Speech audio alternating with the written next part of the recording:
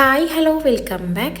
ഇന്നൊരു ബ്രേക്ക്ഫാസ്റ്റിൻ്റെ റെസിപ്പിയാണ് കേട്ടോ. ഈ ഒരു ദോശ ഉണ്ടാക്കിയെടുക്കുമ്പോൾ നല്ല സോഫ്റ്റായിട്ട് ഇതുപോലെ ക്രിസ്പി ആയിട്ടും കിട്ടാൻ വേണ്ടിയിട്ട് നമ്മൾ ഇതിൻ്റെ മാവ് ഉണ്ടാക്കിയെടുക്കുമ്പോൾ അതിൽ എന്തൊക്കെ കാര്യങ്ങൾ ശ്രദ്ധിക്കണം എന്നുള്ളതും കൂടിയാണ് ഈ ഒരു വീഡിയോയിൽ ഞാൻ ഉൾപ്പെടുത്തിയിട്ടുള്ളത്.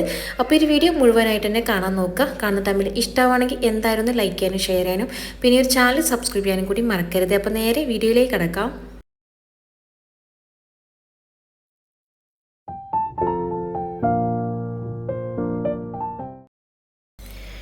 ഇനിയിപ്പോൾ ഈ ഒരു ദോശയ്ക്കുള്ള മാവൊന്ന് അരച്ചെടുക്കണം. അതിന് വേണ്ടിയിട്ട് ഞാനിവിടെ ഒരു പാത്രത്തിലേക്ക് ഒരു 2 കപ്പ് പച്ചരിയാണ് കേട്ടോ. 2 കപ്പ് പച്ചരിയും അതുപോലെ തന്നെ ഒരു 1/4 കപ്പ് അളവിൽ ഉഴുന്നുപരിപ്പ് മാത്രമേ എടുത്തിട്ടുള്ളൂ.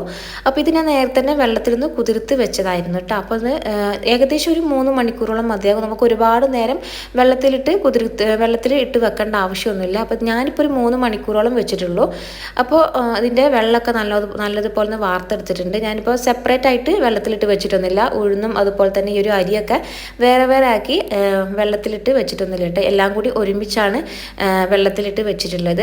ഇനിയിപ്പോൾ നമുക്കൊന്ന് നല്ലതുപോലെ ഒന്ന് അരച്ചെടുക്കണം. അപ്പോൾ അതായത് ഒരു മിക്സിയുടെ ജാറിലേക്ക് നമുക്ക് ഈ ഒരു പച്ചരിയും അതുപോലെ തന്നെ ഒരു ഉഴുന്ന് പരിപ്പും രണ്ടും കൂടി മിക്സാക്കി എടുത്തിട്ടാണ്. അപ്പോൾ ഒന്ന് കുറച്ചെടുക്കുക. ഞാൻ അപ്പോൾ 2 ബാച്ചായിട്ടാണ് അരച്ചെടുക്കുന്നത്. ഇനിയിപ്പോൾ ഇതിലേക്ക് ഞാൻ കുറച്ച് തേങ്ങ ചേർത്ത് കൊടുത്തിട്ടുണ്ട് കേട്ടോ. ഒരു കുറച്ചധികം തന്നെ തേങ്ങ എടുക്കാനായിട്ട് നോക്കാം. ഇപ്പോൾ ഒരു തേങ്ങ കൂടി ചേർത്ത് കൊടുത്തിട്ടുണ്ട്.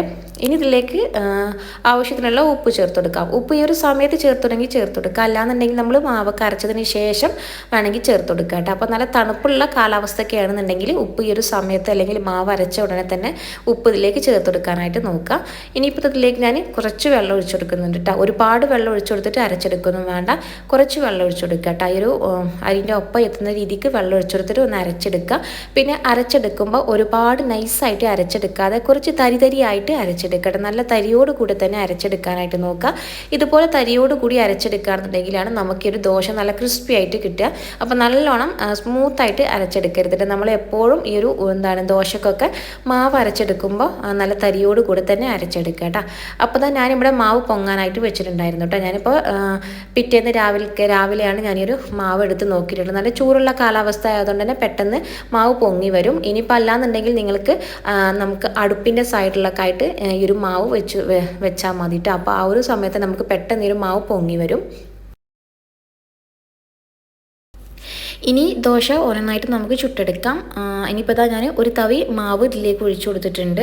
എന്നിട്ട് ഇത് നല്ലതുപോലെ ഇതുപോലെ ഒന്ന് ചുറ്റിച്ചെടുക്കുക കേട്ടോ. വേണമെന്നുണ്ടെങ്കിൽ നിങ്ങൾക്ക് ഒരു പാനിൽ കുറച്ച് വെള്ളം ഒന്ന് സ്പ്രെഡ് ചെയ്തെടുക്കുക. എന്നിട്ട് ഇതുപോലെ ഇങ്ങനെ ഒന്ന് ചുറ്റിച്ചെടുക്കുക കേട്ടോ. ഇനി അതിൻ്റെ മുകളിൽ കുറച്ച് നെയ്യും കൂടി ഇങ്ങനെ ഒന്ന് ഇതുപോലെ ഒന്ന് സ്പ്രെഡ് ചെയ്ത് കൊടുക്കുന്നുണ്ട്. അപ്പോൾ നെയ്യും കൂടി ഉണ്ടാകുമ്പോൾ നല്ല ടേസ്റ്റ് ആയിരിക്കും. നമുക്ക് ഈ ഒരു ദോശക്കൊക്കെ നല്ല മുരിഞ്ഞ ദോശ ഇങ്ങനെ നെയ്യിൻ്റെ ആ ഒരു ടേസ്റ്റോട് കൂടി കഴിക്കുമ്പോൾ നല്ല ടേസ്റ്റ് ആയിരിക്കും.